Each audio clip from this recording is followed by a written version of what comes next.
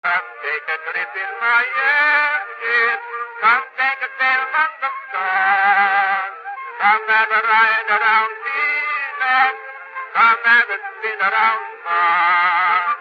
No one to watch while we're busy. No one to see while we school. Come take a trip in my airship and we'll visit the man in the moon. Greetings, loyal airmen, and welcome to another Airship 27 podcast. This one, number 76. I'm one of your co-hosts, Captain Ron Fortier, and joining me as ever is Chief Engineer Rob Davis. Hey, everybody. Hello, and welcome to America Airship 27 podcast number 76. I've got to laugh because I'm putting together the agenda the other day. And as you all are going to discover in a few minutes, since our last show, we've only gotten one book released. Okay, it happens, all right? But we've got so many in the queue, as we'll, again, explain to you as we go along. So I'm writing out the agenda, and Rob's like, I'm telling Rob, okay, this may be one of our shortest shows ever. Or I'm thinking maybe a half hour or whatever. But then other things keep happening. And suddenly I'm sending him this agenda that's 2.5 pages long. So I've no doubts, loyal airmen, we're going to fill the hour. And we have a few major announcements. But before we even get to any of that, it's time for bad jokes of the month. And Rob has the privilege of kicking it off. So go to it, buddy. Here we go. Well, this one, since June is considered the month of weddings, at least it has been traditionally. I thought I'd get something that was close to that, or at least about wives and husbands. So anyway, Wrong Email is the name of this one, and apparently it's a true story. I don't know how true it is, but anyway, yeah, we'll see. A Minnesota couple decided to vacation to Florida during the winter. They planned to stay at the very same hotel where they spent their honeymoon 20 years earlier. Because of hectic schedules, it was difficult to coordinate their travel schedules. So, the husband left Minnesota and flew to Florida on Thursday. His wife would fly down the following day. The husband checked into the hotel. There was a computer in his room. So he decided to send an email to his wife. However, he accidentally left out one letter in her email address. And without realizing his error, he sent the email. Meanwhile, somewhere in Houston, a widow had just returned home from her husband's funeral. He was a minister of many years who was called home to glory following a sudden heart attack. The widow decided to check her email, expecting messages from relatives and friends. After reading the first message, she fainted. The widow's son rushed into the room, found his mother on the floor, and saw the computer screen which read, "To my loving wife. Subject, I've arrived. Date, 16 May 2020. I know you're supposed to hear from me. They have computers here now, and you're allowed to send emails to your loved ones. I've just arrived and have been checked in. I see that everything has been prepared for your arrival tomorrow. Looking forward to seeing you then. Hope your journey is not as uneventful as mine was. P.S. Sure is hot down here."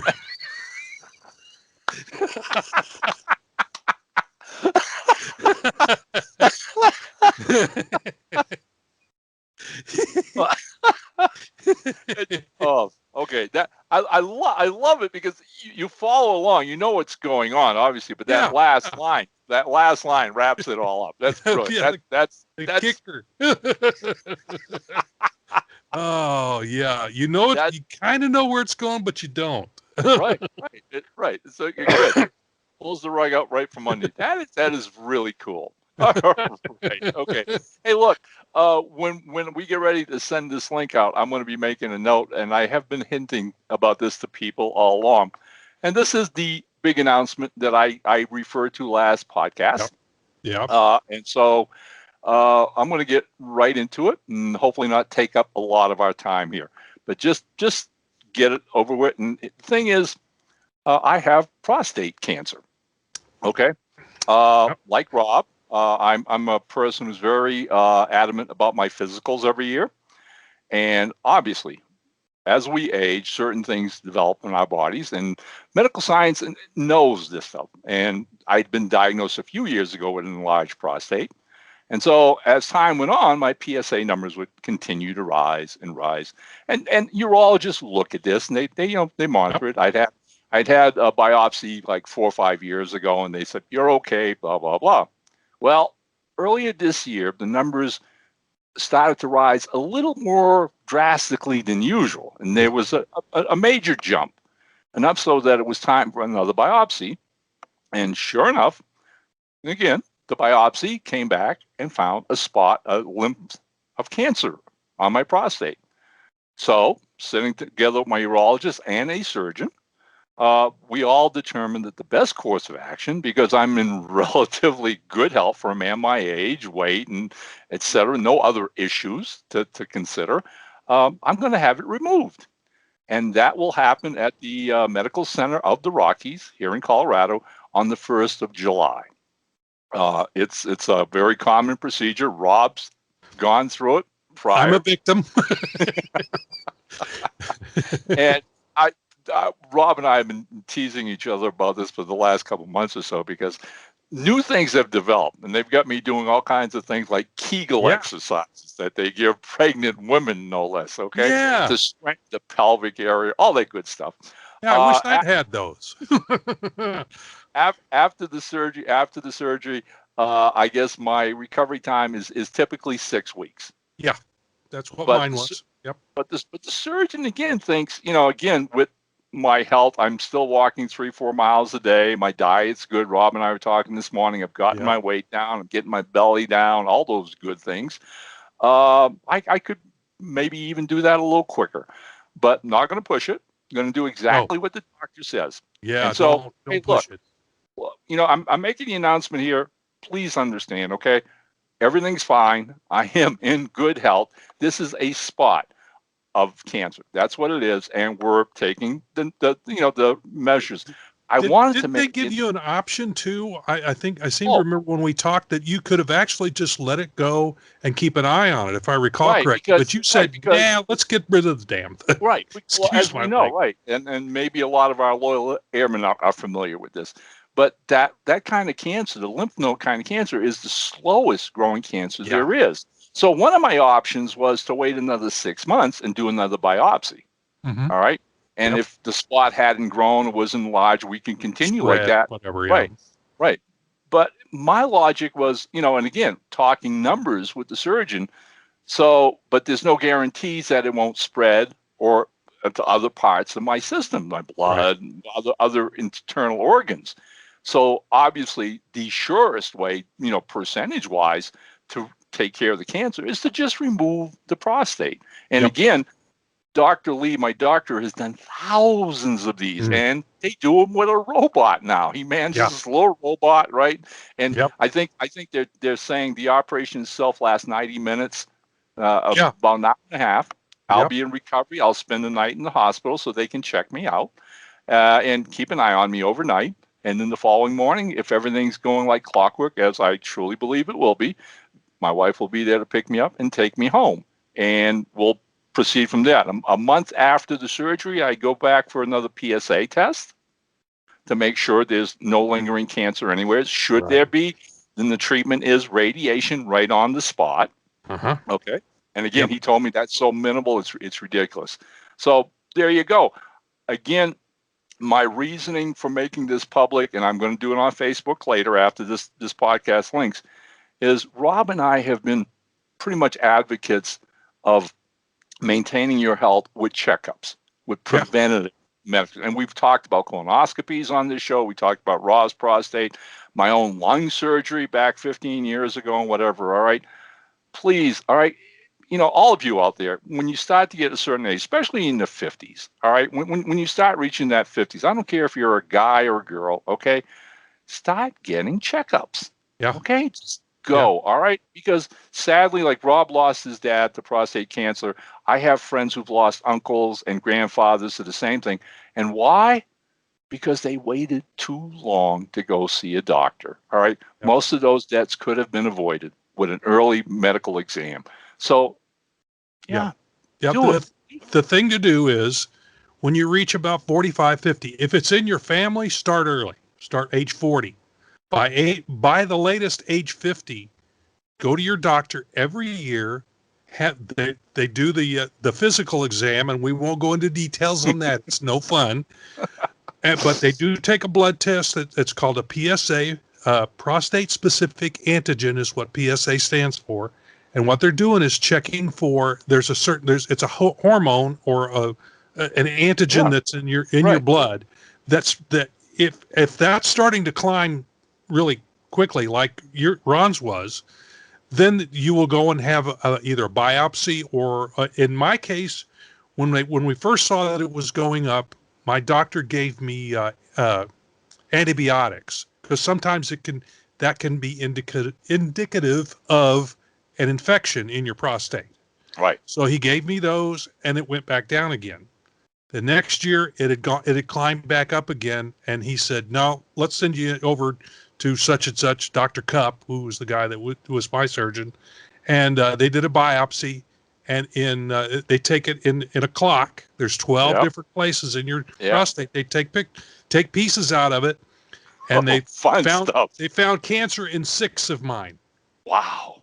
Yeah. See, like so they ended up they took 12, and then my urologist goes, "Oh, what the heck?" And he took 2 more off. They took 14. Geez. I'm like, yay, thank you. Well, you're already uncomfortable. Yeah, that's all right. That's the thought. Go for it, man. But here we go. Right, 3 days later, I'm back in his office. Okay, now, and you're gonna love this one. Okay, listen to what you said. All right, 14 pieces. All right, you know how many came back with the lymph node? 1. Yeah, and that's why you had to beat me, didn't you? Yeah, beat you. I'm like, come on, you stupid little cancer cells. Thanks for nothing. It's like, so. But no, that's good because that means they caught it very, very early. Very early. And if it had been me, I probably would have put the surgery off. If it had been me at my age now. Right. See, that's what we're talking. I would put it off. I'm going to be 75 in November. Okay. Right. I don't want to be forestalling surgery until I'm, pushing towards my 80s or whatever. That's going to be way too. Whereas, like I said, for a guy my age, this isn't about bragging, people. I think I'm in rather good condition and above the curve. Okay. I saw a nurse practitioner this past week. We looked at my chart, my weight, my health, my blood pressure, all this good stuff. And according to national averages, Rob, I'm way above the curve as far as health and a good candidate for this surgery. Yeah. So let's get her done. Let's get her done. This guy's lost a bunch of weight. Unfortunately, I found some of it. So I asked him what he was doing, and some of the things that he's doing, I've tried and they don't work for me, or they don't work as well as they should, or they cause other problems. So I'm trying to lose weight too, to get my health back in line. So I'm gonna have to redouble my efforts here because I actually through COVID, through the pandemic, I got a little lazy on taking care of myself, and I'd lost some weight. I'd lost like 25 pounds, but I gained them all back plus during pandemic. So I've got to take those back off. I just checked my weight today, and I've lost about 8 since I put it back. Excellent. Since I got back into gear again. So between 6 and 8, somewhere in that area. Yeah, that's excellent. That's great. I'm making progress, but it's really slow. But that's really the best way to lose weight anyway. But in any case, the thing we want to get across here is that what my doctor told me was that if a man lives long enough, he will get prostate cancer. Period. It's going to happen. The longer you live, the higher the possibility you're going to get it. So watch out. Go to your doctor. Get those exams done, get that test done, and keep your eye on it and as you age, your prostate PSA is going to go up. It naturally is going to go up as you age. But if it has a real jump, that's when you go in for the biopsy and try other things. But this is it can be a really deadly disease. Like Ron said, it took my father. And that's why when I reached, I think I was 45 when I took my first test, because I'm going, I'm going to catch this thing in early on so we can take care of it early. And it was the fact that he was from that generation where you didn't go to the doctor unless you were really, really sick. And he was starting to have issues with his prostate, and he thought, well, I'm just getting older. It's no big deal. And then one day he couldn't, he couldn't avoid it anymore. Yeah. And it eventually, it took him. It took a while, but it took him. So, okay. and it's not fun on the way. and the operation's not fun either, but it's better than the alternative. Not being. Amen. Yeah. All right. Hey, look. Best of luck. We're going to end this with whatever your thoughts are, your religious bent, whatever. I will appreciate any good thoughts, any karma, and any prayers on July 1st. Think of the captain, okay? And trust me, we'll be back here next month with a new podcast, and we'll put this in the rearview mirror. Yep. All right. Hey, look. Before we get even into the show, there's one other little thing I want to bring up real quick, Rob, because it was too much fun. Aside from all the other things going on in my life, I woke up yesterday morning without knowing it, and thanks to our mutual friend Mike Barron on Facebook, I realized that right next door in Loveland, Colorado, 8 miles away, the Western Writers of America Conference was going on. Cool. And amongst the people there with Wolfpack Publishing was a mutual friend of ours, Paul Bishop, who I have never met personally. So I messaged Paul immediately on Facebook and said, hey, you're in my neck of the woods. Maybe we can get together this week. Well, God bless him. Within an hour, he writes me back and says, Ron, he goes, I talked to, some of the editorial staff and the, Wolfpack would like to invite you and your wife to come join us for dinner tonight. Cool. Yes. So Barry and I jumped in the car, drove into Loveland, and had a wonderful time, met some of his colleagues from Wolfpack, but it was the first time Paul and I ever met face-to-face, got to shake hands, and had a great time. He's an awesome guy, and I wanted to give him a shout-out. He does the Six Gun Podcast with co-author Richard Prost, who, by the way, as it turns out, lives in Missouri, around Jefferson. City? Yeah. He's not far from me. I'm only 30 minutes away from Jefferson City. That's about as far as Loveland is from Fort Collins. Boy, that's weird, isn't it? When he told me that, we chuckled. So, like I said, that was par for the night. It was a wonderful evening. I hope it's the first of many times that Paul and I get a chance to get together. All right, now released since last podcast, that one book. I'll let you take it, amigo. Okay, here we go. C.O. Jones, Volume 4, Homefront. USA Homefront, by Fred Adams Jr. This is the fourth book in the adventures of a World War II veteran who has the uncanny ability to sense when magic is present. He was a member of a super secret team in the Army dealing with the occult, and now, in the 1950s, basically operates as a private eye. Yours truly did all the art for this one, from the black and white interior illustrations to the stylized cover, which is set against an authentic map of Brownsville, Pennsylvania, the setting of this book. I love that cover. I absolutely love what you did with it. It worked. It was a great idea, and it worked beautifully. I know. And the thing is, we're also keeping with every book in this series so far has had essentially the theme of yellow and blue. And this cover's got that same theme to it. So we're keeping that thing going as well. And when I thought about putting that map, because I went online and looked up the images for a map of Brownsville, trying to find one from that the time period, which is the early 50s. And I found one, and then I thought, well, how do I get this to look like, get this blue to fit? Because the figures that I did, I figured I could get them in a yellow tint to keep up with what we'd done before. But what do I do with the map? So I treated it like a blueprint, and what I did, I scanned it and then turned everything blue, and then flipped it so that all the text and picture that was dark color or black originally and then blue later went white, and the background went blue. So it looks like a blueprint. And that keeps the theme going. It does. It does. It's So a it great was looking. fun to do. It's a great looking cover, and as Rob already know, it's a great looking book. This is an awesome series. And like I said, Fun this to is read. number 4 in the series. Yeah, you should check this out, Loyal Airman.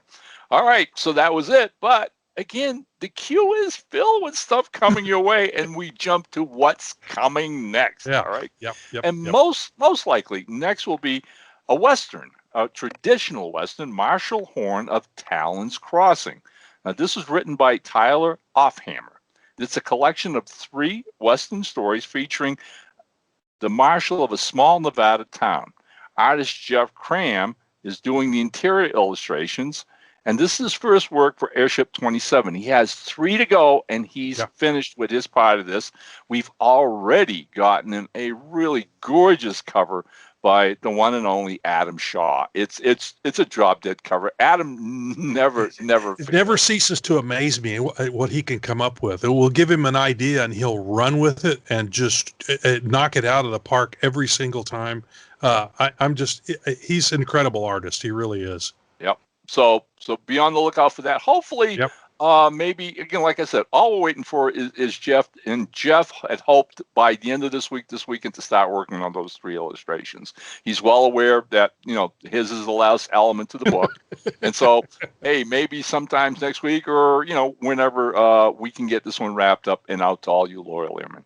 All right. What comes next after that? Yeah, the next one is the next one on the list. Who knows which is going to come first? The Adventures of Doc Atlas, Volume 1. This was created by writers Michael Black and Ray Lovato. This is their take on the classic pulp adventure heroes a la Doc Savage. Volume 1 reprints several of the earliest Doc Atlas stories, and we're happy to report artist Ed Cato, has begun working on the interior illustrations. When completed, Ed will also do the cover, which will be his first for Airship 27. Looking forward to that. All right. I mean, Ed's already won a couple Pulp Factory awards for best interior illustration, so we know he's got the chops. All right. Yeah. And he's dying to get that cover gig. So I'm expecting something super special with that. Yes. Okay. Looking forward to it. Another one in the works is Wu Dang #3, Return of the Wanderer. Now, this is the 3rd fantasy adventure of the Chinese martial artist, created and written by Barbara Duran.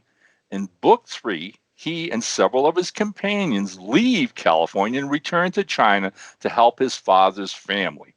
Artist Gary Kato, all right, is now completing the interior illustrations, and Rob has done the covers to the first 2 books. So we'll mostly talk about that after we get the interior illustrations, but I'd like Rob to uniformly do all 3 covers. Then, there exists always the possibility that sometimes in the future, maybe by the end of the year, the start of next year, we might collect all 3 Wu Dang books into a nice omnibus package for all you loyal airmen. Yep. There you go. All right. And then next, which this one's kind of near and dear to my heart, as it usually is. This is Sherlock Holmes Consulting Detective Volume 17. Our newest book in the best-selling series features 5 new stories. Singles by I.A. Watson, R.A. Jones, and Jonathan Casey, and 2 short stories by George Takis. This is George's, and I hope I pronounced that right, George.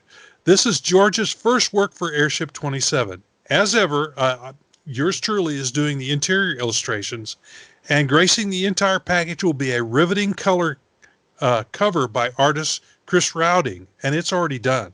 It's in. It's in. I put the logos on it. I was looking at it earlier today going, wow, I'd forgotten this. This is a gorgeous cover. Yeah. It is. It is. Yeah. Another great piece. So, so I've already started on this. I've got 2 illustrations done. I sent JPEGs of both to Ron last night to look at so he could give his approval. I mean, yeah. No, hey, I just the plot. He makes me happy, believe me, all the time. Okay, best Sherlock Holmes artist in the world. I don't care what anybody says, and I love your illustrations.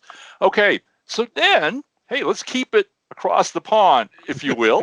All right, with Bulldog Drummond #3, Baited Hook. Ian Watson's third reimagined Bulldog Drummond volume features the classic pulp hero in 3 brand new fast-paced adventures. As in the previous 2 volumes, Howard Simpson is doing the illustrations, and we've already seen his composition roughs for those 9 illustrations, and they're spot on. They're right, where each of the scenes depicts. So this looks to be like another winner. No idea yet on how we're going to do the cover, but again, that's usually the last element that we even consider until we have the text edited, laid out, and we have the illustrations. Well, sometimes the illustrations will get us on track for what we could put on the cover. Sometimes we'll recreate one of the interior illustrations, or it somehow it'll spark a creative jump. Oh yeah, let's do the cover this way. So yeah, that we usually wait. That's the last element. Now, in Sherlock Holmes Volume 17, that was a whole different deal. Everybody knows what Sherlock Holmes is like, and we could put a fairly generic cover on those and be all right. If you just put Holmes and Watson doing something, you're good. Well, yeah, and that's the thing. And Rob just said, because with the Sherlock Holmes, generally what will happen is over time, as we put out each new volume, I'll look at our staple of artists that work for us on a regular basis that you've seen time and time again, and then say, okay, so has any one of them not done a Sherlock Holmes yet? And that was the case with Chris Rowding. Rowding had done a Bulldog Drummond, and I forget, I think he had done, what is it? The character that Chuck Miller does, the Confederate Avenger. And, yeah. Midnight in the Cathedral of Hell was the cover title. Bay Phantom? The Bay Phantom. Thank you, Rob. Bay Phantom. And Chris had done the cover for that, which was absolutely mind-boggling. So upon seeing that, it dawned on me that Chris hadn't done a Sherlock Holmes yet. So way before we're ready to even start assembling the book, I got a hold of Chris and said, hey, would you like to do Sherlock Holmes? And he jumped on it, all right? Got it done really quick. Bang, it was done. He turned in an awesome cover. Believe me, Loyal Airmen, you are going to love it. It's going to stand out on the shelves big time. All right. Now, Rob, I want you to read the next agenda, but I'm looking here, and I got that title wrong. It has to read, right, Writers Don't Like Waiting. Take it away. Writers don't like waiting. He's written it as artists don't like waiting. I think I thought of it this way. We don't like waiting for artists. Yeah. Writers don't like waiting. Over the past few weeks, Ron's received several inquiries from various writers wondering what the holdup is with us not getting their book in print. This happens to us a lot. Well, surprise, people, our answer never changes, and you really all do know what this is.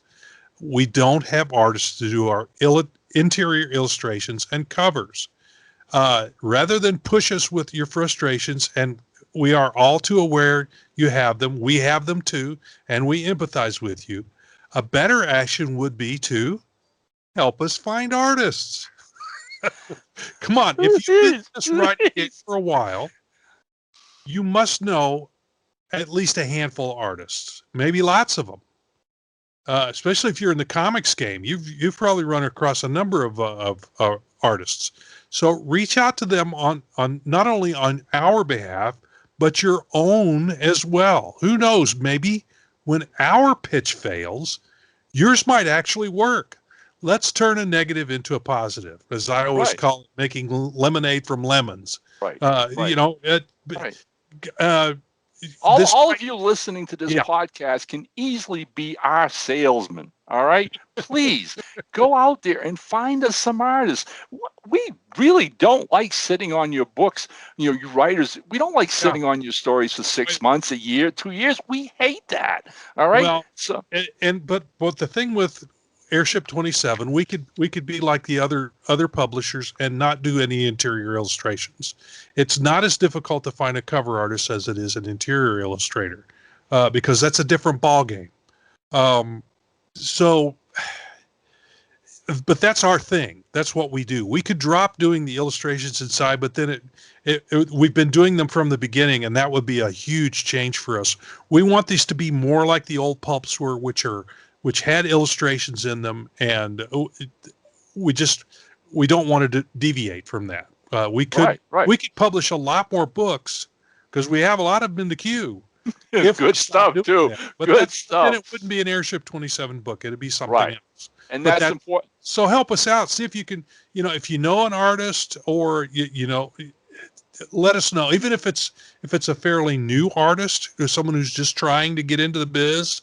I've worked with artists before who have Ed Cato.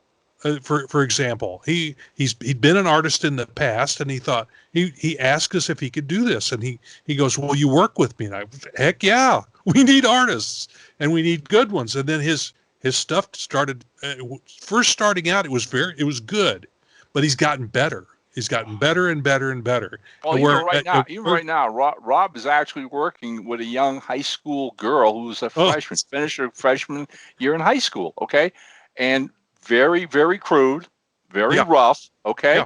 But she has talent, all right? And is willing to learn, is willing to take whatever direction Rob offers and is willing to share with her. And so that's a big part of all this, okay? If you're willing to work, if you're willing to do the work, if you've got a smidgen of talent, we'll recognize it and we'll go from there, believe me, all right? So again, whatever you can send our way, all right, we will forever be appreciative.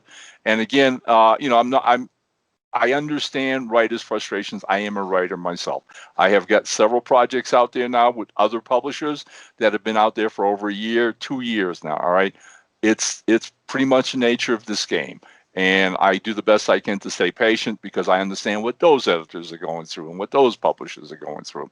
So, hey, we're all in this. It's a team effort, people. If you can help us out, we will be forever grateful. And speaking of helping us out, all right.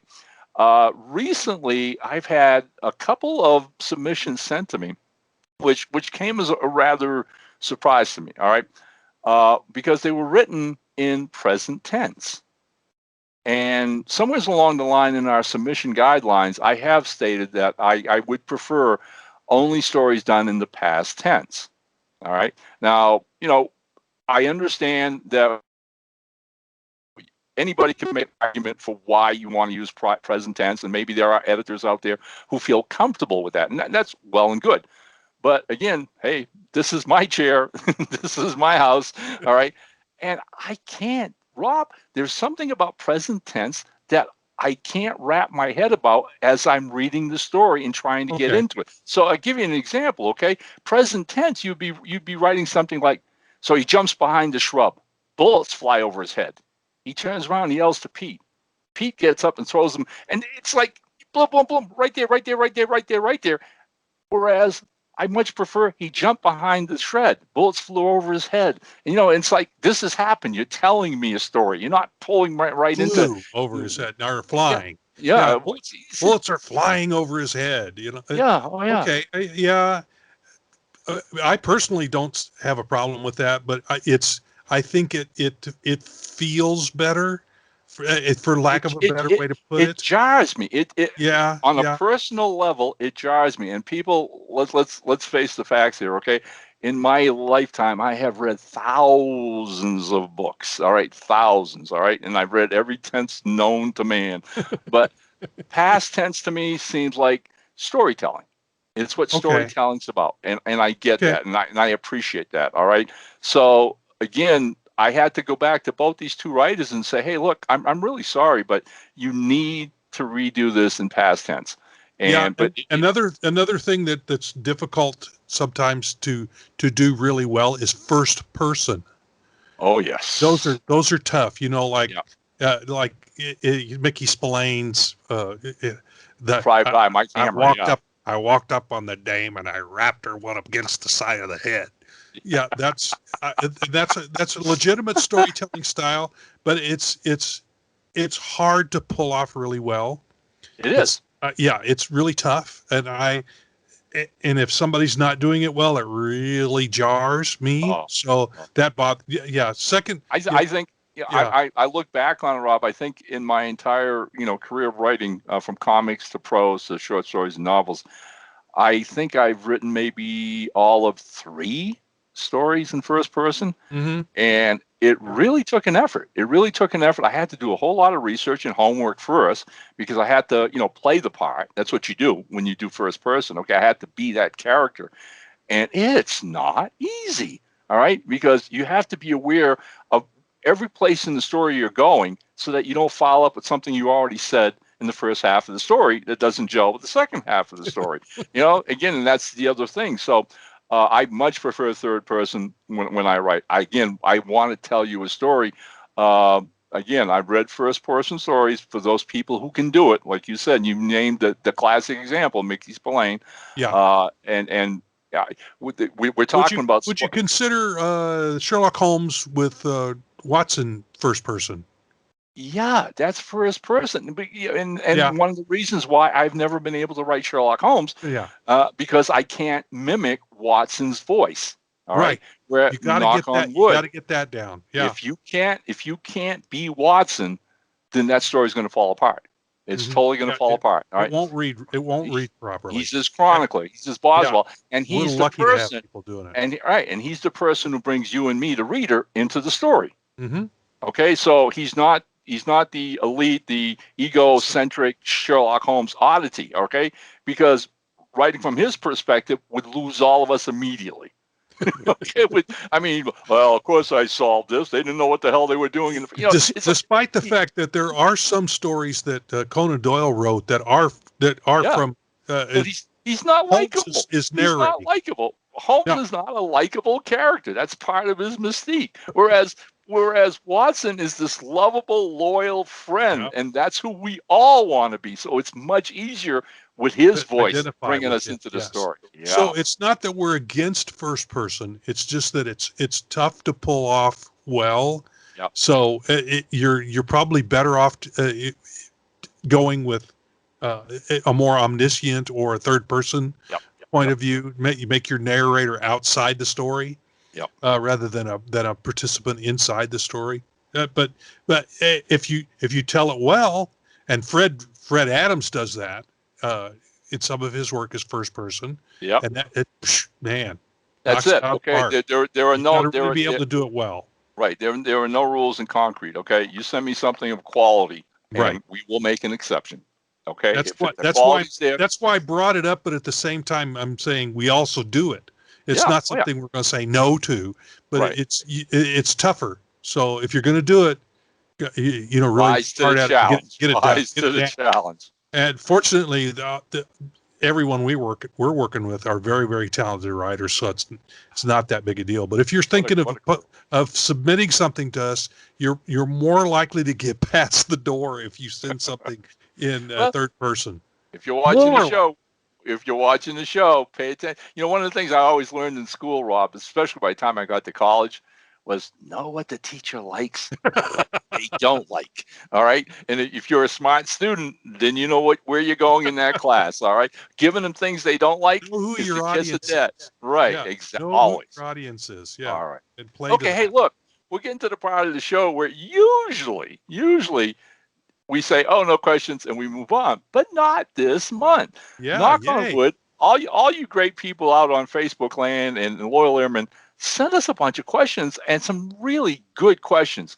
So I'm going to let you start with the first one, and then we'll get to some of the others, which I think are going to surprise some people. So go ahead. Okay. Well, the first one here is from Lee Houston Jr., our old buddy. Considering how many decades and generations it has already lasted, what do you gentlemen foresee in new Pulp's future?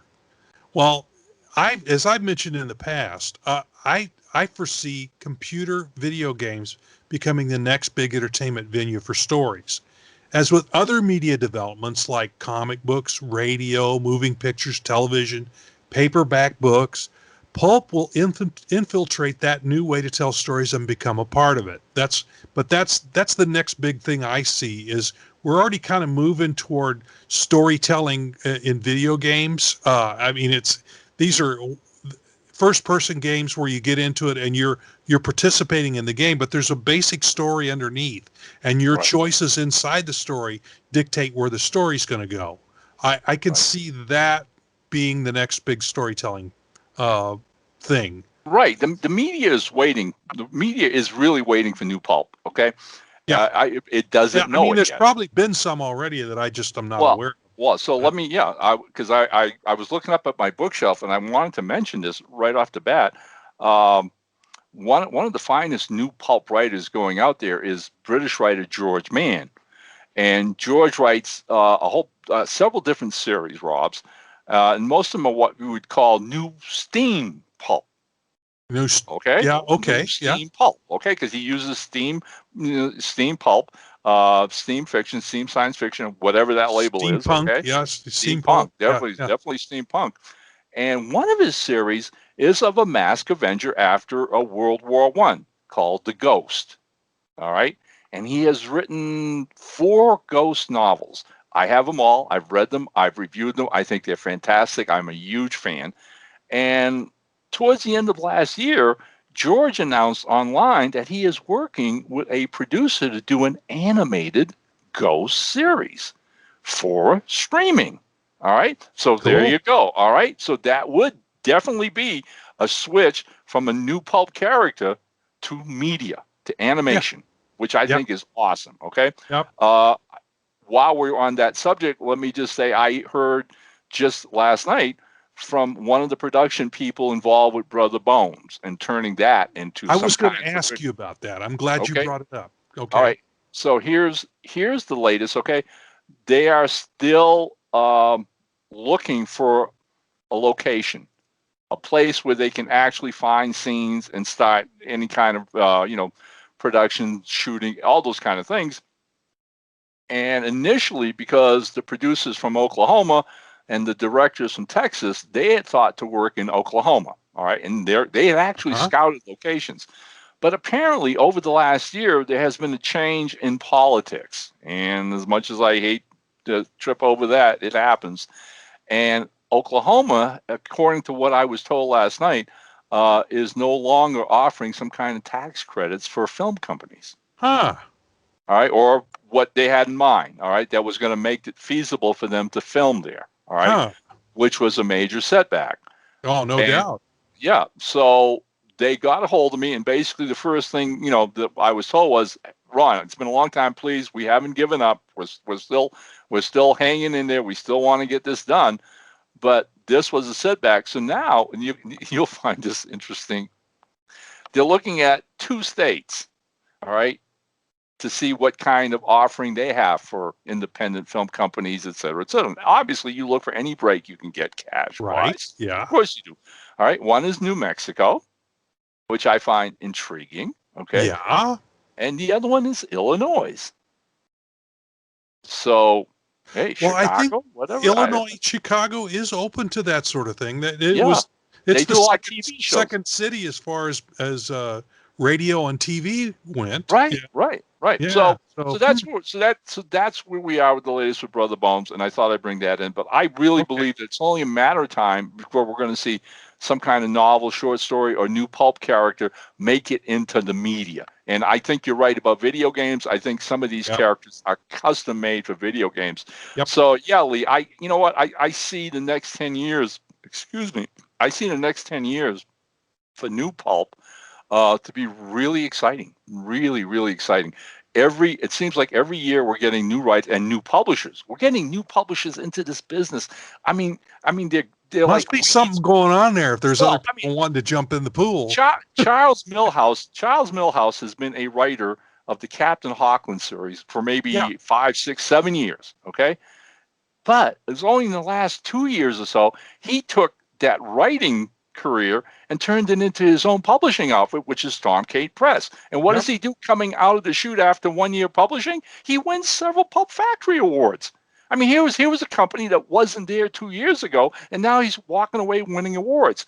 And again, so I mean, Jim Beard and John Bruning's Flinch books has grown hugely since its inception a few years back. All right, to become a really driving force in the community. So. Nice looking books. Nice beautiful looking book. And look, so let's be honest here. I don't see any waning interest in it at all. If nothing else, the birth of new publishing houses is only bringing in more readers and widening our overall market for everybody, which I think is a great thing. And Lee, hey, you're one of the best writers in this game. All right. Right. You keep producing stuff. So I think it's full speed ahead for New Pulp, and the way we go. All right. Now. This next one's interesting. Yeah, the next one's a lot of fun, but there's a two-parter to it, which you're going to die. I didn't send you the two-parter, and I'll explain. No, in a you minute. didn't. You just sent me the one part there. Okay. This popped up this afternoon on Facebook. All right. So again, our good buddy Sean Taylor writes, when does Radio Rita get her own anthology? All right. And oh God, I love this. Okay, I love Radio Rita. She's this imaginary character that Rob, between the two of us, whipped up. We've had her, announcing the podcast for several years now. And the guys on the Pulp Factory Boys are having a ball. They're always playing games or whatever. Rob turned around and did that great pinup for last episode that we showed everybody. So now Radio Rita's getting her own following, and people are really interested in maybe us doing something fiction-wise with her. And I'm giving it some thought, Rob. I'm starting to think of how I can make this happen. Yeah, why did he hear my answer? Let me. Yeah, I'll let you have your answer. Go ahead. But I'm getting an idea of basically writing a very minimal bio or Bible, okay? That would be her physical attributes and nothing else. Nothing. And then handing it off to 4 different new pulp writers and saying, this is the character, write me a story. And you create the background, you create the settings and whatever, and we put out an anthology of the adventures of Radio Rita from 4 different writers and 4 different perspectives, and who knows what kind of Radio Rita clones they can give us. Okay, and the reason this is gelling is this is what popped up on Facebook this afternoon from Frank John Petrick. Can you clone Radio Rita? I'm looking for a hot wife.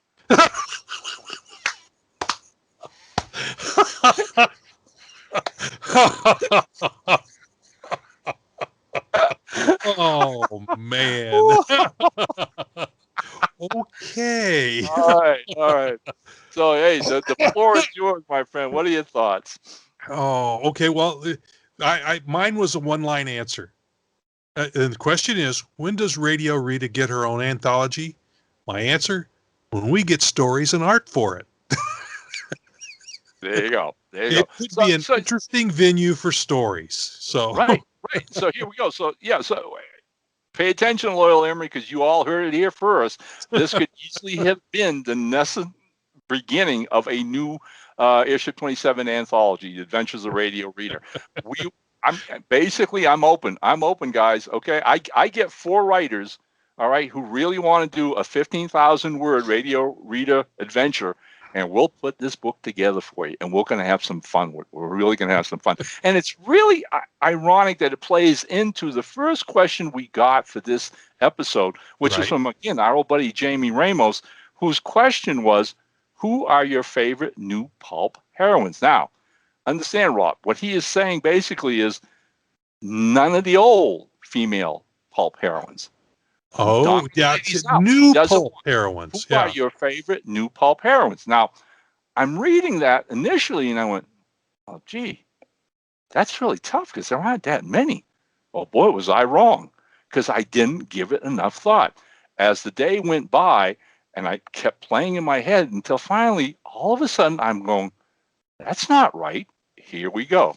Pay attention, Jamie. Okay. These are just 4 of Ron's favorite new pulp heroines, okay?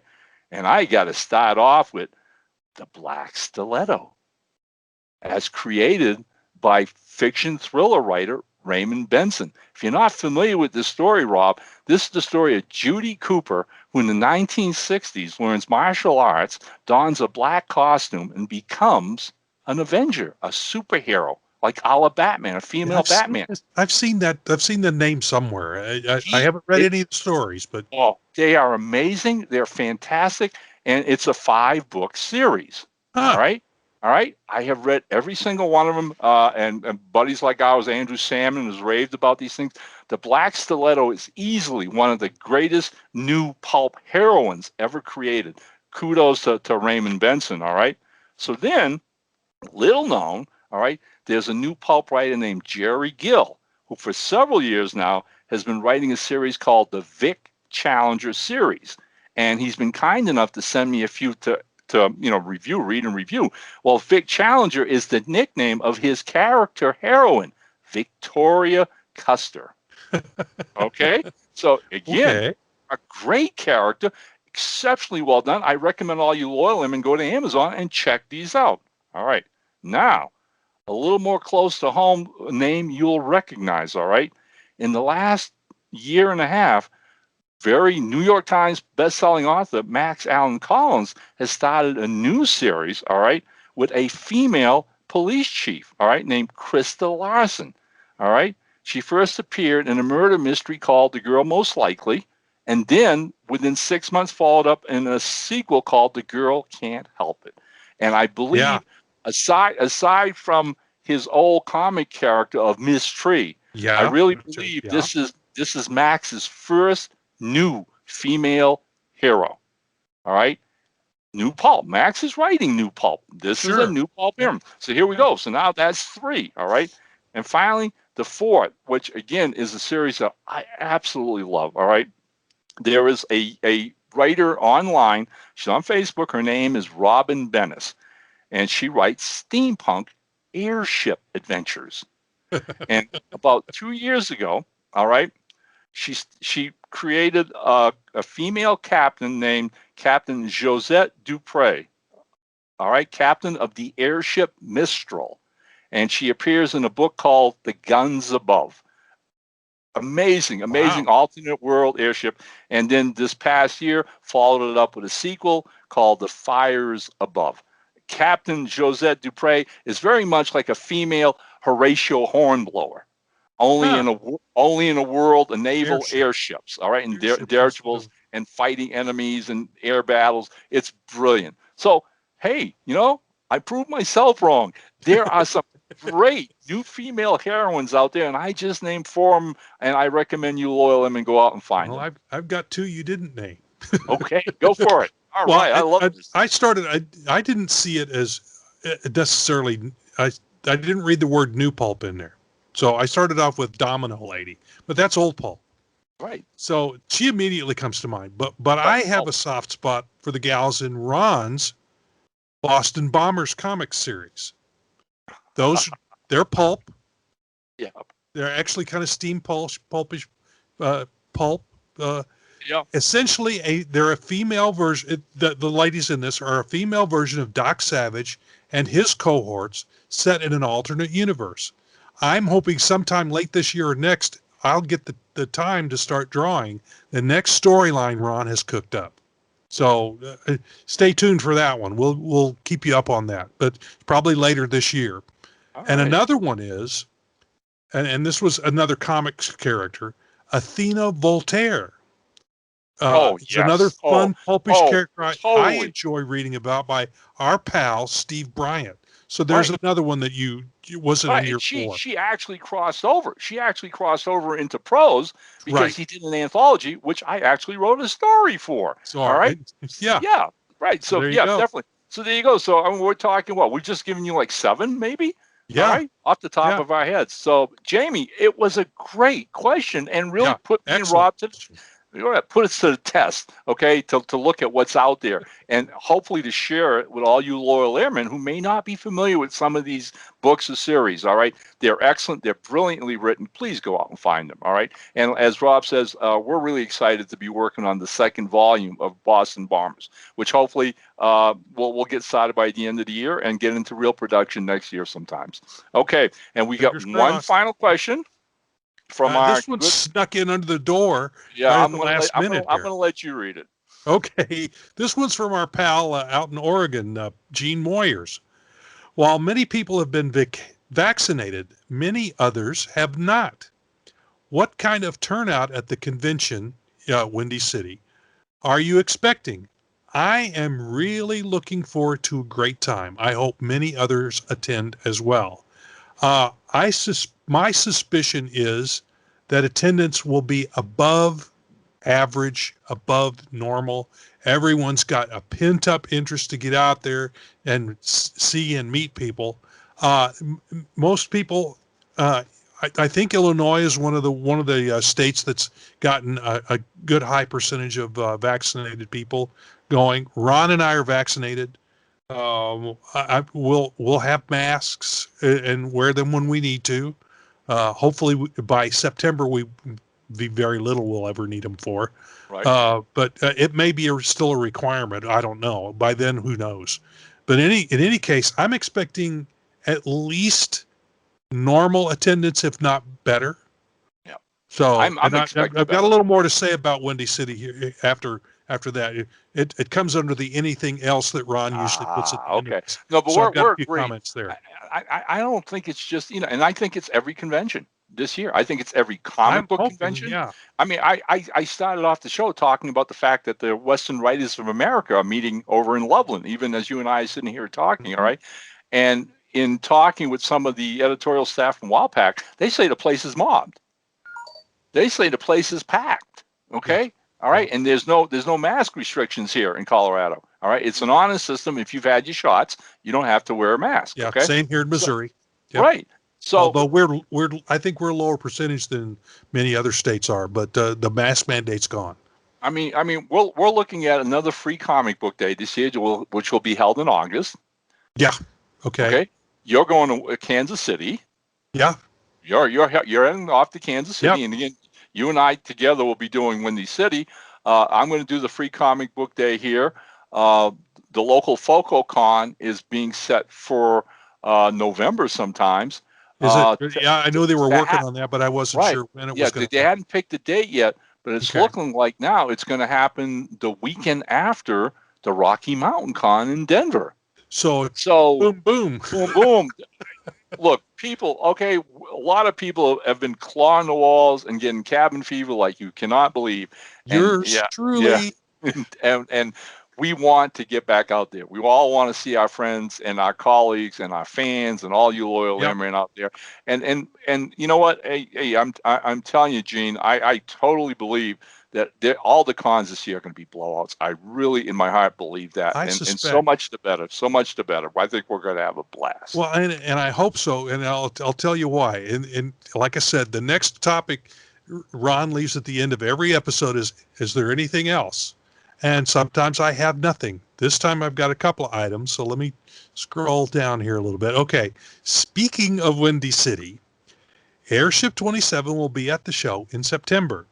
Since it's been nearly 2 years since we've been to a convention, Ron and I have been tossing around for some promotional ideas to celebrate and help move our backstock since we bought a bunch of books for the Windy City that got canceled in 2020.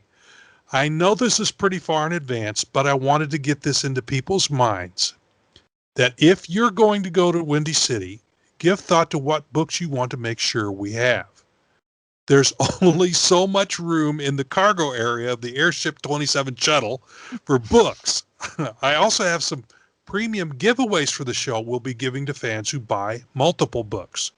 So one is a freebie we've never offered before that I think most people will appreciate and use. I don't know if you know what I'm talking about, Ron. But I bought these. I bought these for Windy City 2020, and so you may remember what I'm talking about. I know what you're talking about. Yep. So intrigued? Nice. I hope so, because I'm not telling you. You're going to have to come to the show and find out what it is.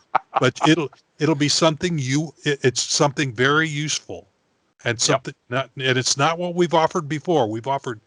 We've still got some of these. We got pins with the tablet stylus on the other end of it. Right. So we still have some of those, and we'll be giving some of those away as well. But this is a brand new item we have not offered before, and I think I've got about either 25 or 50 of them. So come and see what we got. Right, and in concert with Rob has said, again, we can't make an announcement as yet, but rather soon, I think maybe by next podcast or the one after, but long before the show, we are really giving some serious thought to the pricing for this particular show only. Right. All right. Yeah. And that's only because we have such a huge backstock and because we definitely want to bring the new stuff we've done during COVID that you've never seen before. So how do we move that? How do we get there? Well, look, here's the kicker, okay? None of us ever got into this to be rich in the first place. So basically what Rob and I are going to be doing and mulling over a great deal is how low can we go?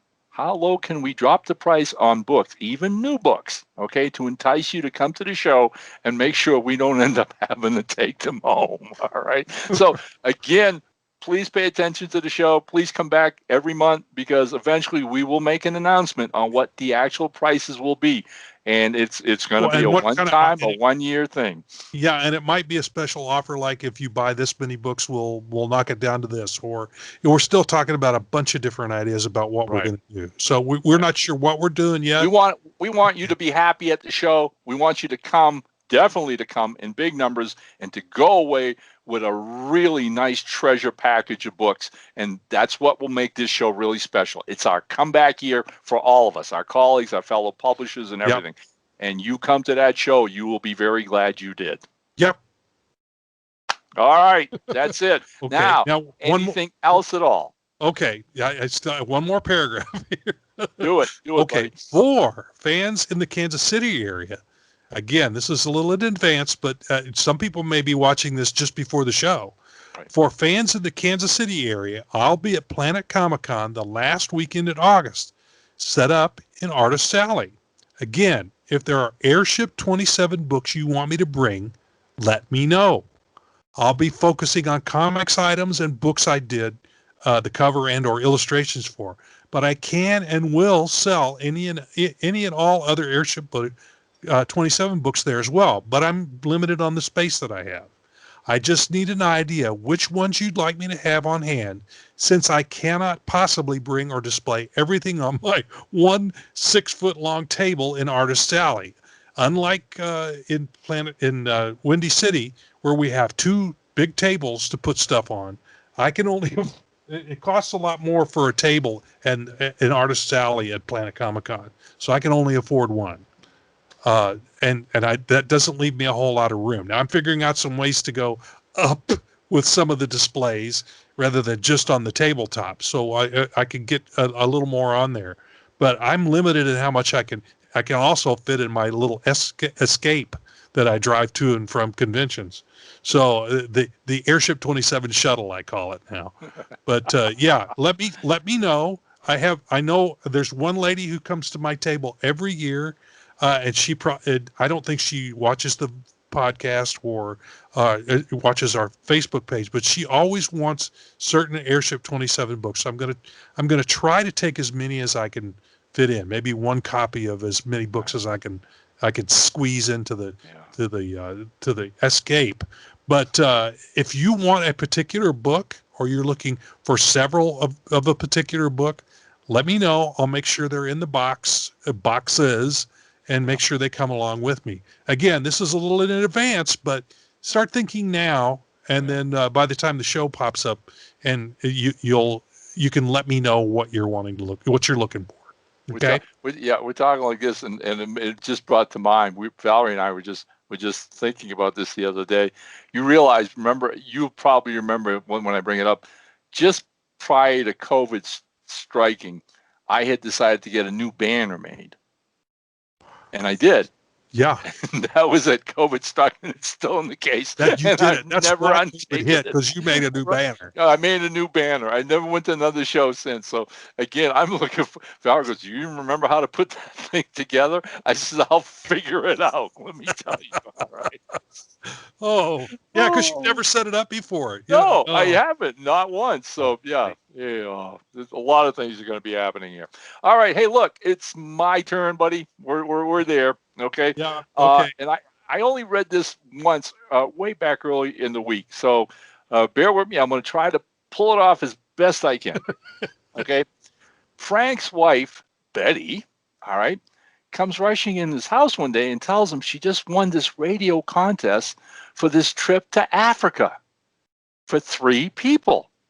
And before he can jump for joy, She tells him she's bringing her mother, Bertha, along. Well, Frank's not too happy. He doesn't really care for Bertha. She's a complaining old bitch who's always yak, blah, blah. But here they are on the transcontinental plane to Africa. They get to South Africa.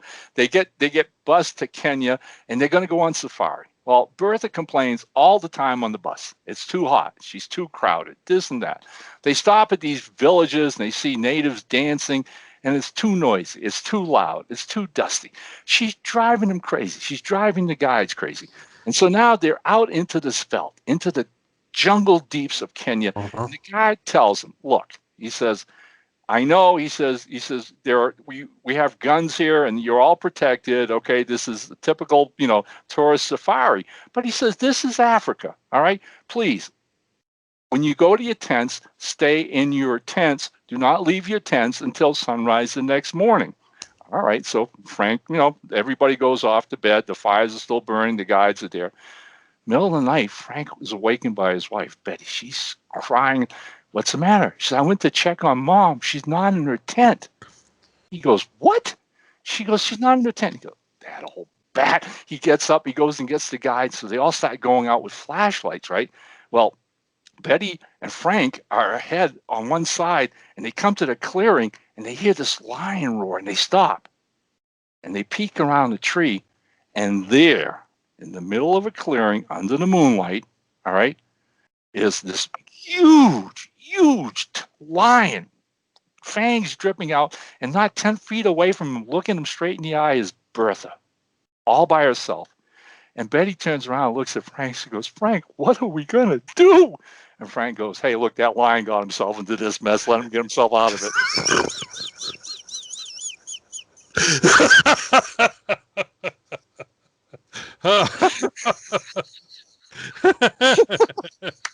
That works on a couple of different levels. Oh, that's good.